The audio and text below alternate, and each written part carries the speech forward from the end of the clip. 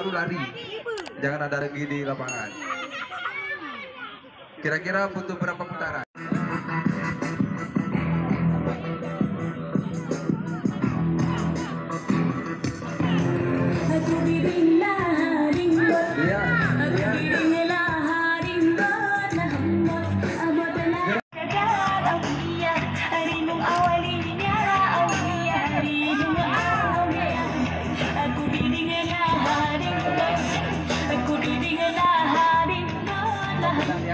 Aku adalah abdi dengan hamba.